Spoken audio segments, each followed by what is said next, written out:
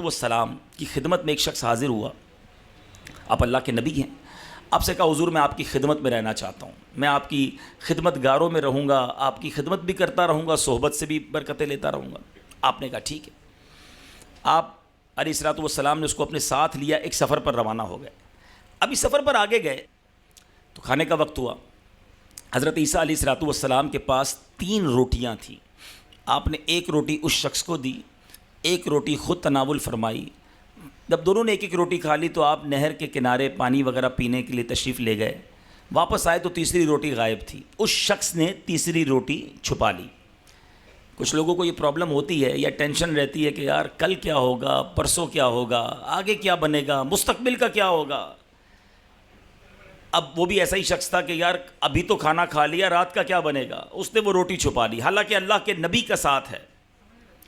اب تھوڑا اور آگے گئے. حضرت عیسیٰ علیہ الصلوۃ والسلام نے پوچھا بتاؤ وہ تیسری روٹی کہاں ہے. اب اس شخص نے جھوٹ کہا کہ حضور مجھے نہیں پتا وہ تیسری روٹی کہاں ہے. آپ خاموش ہو گئے. تھوڑا آگے گئے.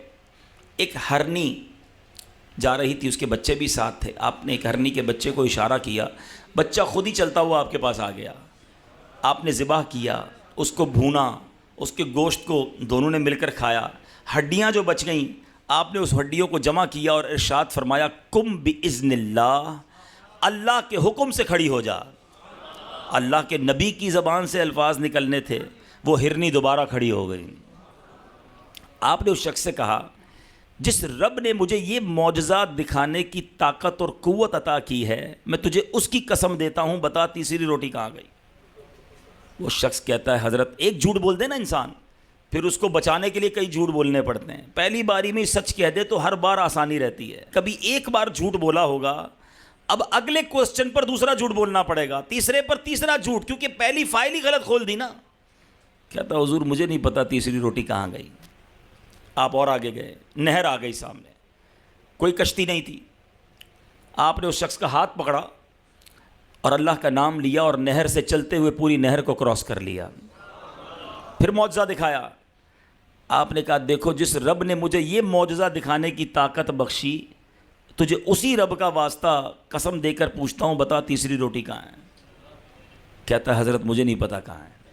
جھوٹ, جھوٹ پر جھوٹ. اچھا تھوڑا اور آگے گئے. اللہ کے نبی ہیں نا, ان کی تو حکمتیں, ان کا انداز, ان کی فراست. اب آپ نے مٹی کا ایک ڈھیر بنایا. حضرت عیسیٰ علیہ الصلوۃ والسلام نے دعا کی اللہ کی بارگاہ میں, وہ مٹی کا ڈھیر سونے کا ڈھیر بن گیا.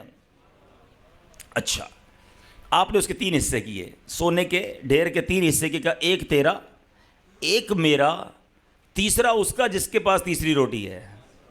ہاں پہلے ہی بندہ لالچی تھا, روٹی پر لالچ کر رہا تھا, ادھر تو سونے کی باقاعدہ ڈلی مل رہی تھی. کہا حضور میرے پاس ہی تیسری روٹی ہے.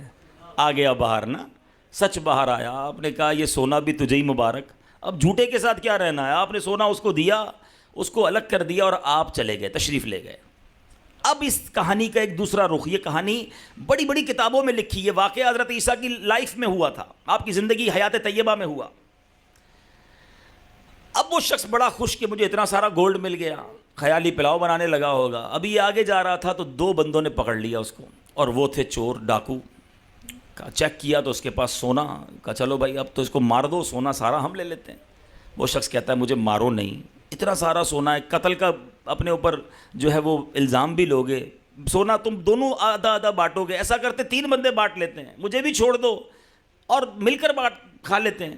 ان کو بھی سمجھ آ گئی بات کہ 50% کی جگہ 33% تو مل ہی جائے گا نا, کیوں قتل کریں. تینوں نے آپس میں اس کو ڈسٹریبیوٹ کر لیا. اب خیال آیا کہ بھوک لگی ہے, کھانا کھاتے ہیں. ایک تینوں میں سے ایک کو تھوڑا سا سونا دیا کہ جاؤ اس کو بازار میں بیچ کے اچھی سی روٹی مضبوط کھانا لے کر آؤ, سب مل کے انجوائے کرتے ہیں, کھانا کھاتے ہیں. وہ کھانا لینے گیا, سارے لالچی تھے, سارے جس کو آپ کہیں دنیا ہی کی ہوس تھی. جو گولڈ جو سونا لے کر روٹی لینے گیا نا, وہ کہتا ہے یہ جو پیچھے 2 بندے ہیں نا, اگر میں کھانے میں زہر ملا دوں یہ دونوں کھا کے مر جائیں گے, سارا سونا میرا ہو جائے گا. آئیڈیا اس کو کلک کر گیا, اس نے کھانا پیک کیا, اس کے اندر زہر ملایا. ادھر پیچھے 2 سوچ رہے ہیں یہ جو کھانا لے کر آئے گا نا اس کو مار دیں گے, تو ہم دونوں مل کے آدھا آدھا سونا لے لیں گے. ایک کے بعد ایک بیڈ پلان, ایک کے بعد ایک لالچ. اب جناب یہاں بھی پلان سوٹ ہو گیا, آنے دو, اس کو مار دیں گے. اب جب وہ بندہ کھانا لے کر آیا, ان دونوں نے مل کر اسے مار دیا. جب اس کو مارا کہا چلو اب ذرا رج کے، تواڑی پنجابی وچ کہتے ہیں رج کے کھاتے ہیں، تو جب وہ رج کے کھایا تو اس میں زہر تھا، یہ دونوں بھی مر گئے، سونا وہیں پڑا رہ گیا، لاشیں وہیں پڑی رہیں۔ حضرت عیسیٰ علیہ السلام کچھ دنوں کے بعد آفٹر فیو ڈیز وہیں سے گزرے، واپس آ رہے تھے، دیکھا 3 لاشیں پڑی ہیں سڑی گلی، اور وہ سونا جو آپ نے چھوڑا تھا وہ ویسے کا ویسے ہی پڑا ہے۔ پھر آپ نے اپنے رفقا کو، اپنے ساتھیوں کو بلایا اور کہا یہ دنیا ہے، یہ دنیا دھوکہ ہے، انسان جس کے پیچھے بھاگتا ہے وہ یہیں رہ جائے گی اور وہ قبر میں پہنچ جائے گا۔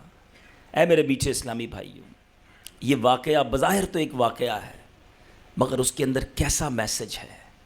لالچ لالچ لالچ، حرص، گریڈ، اور مل جائے کسی طرح، اور یہ چیزیں میرے پاس آ جائے، اور ان تمام چیزوں کو حاصل کرنے میں انسان بعض اوقات اتنا لالچی، حریص، اور اس کی آنکھوں پر ایسا دنیا کا پردہ آ جاتا ہے کہ وہ کہتا ہے اگلے کا بیڑا غرق ہوتا ہو تو ہو جائے، میرا بھلا ہونا چاہیے، میں خوشحال ہو جاؤں، میں مالدار ہو جاؤں، میں انجوائے کروں، میں پلیجر والی لائف گزاروں، میری بلا سے کسی کا جو ہونا ہو جائے۔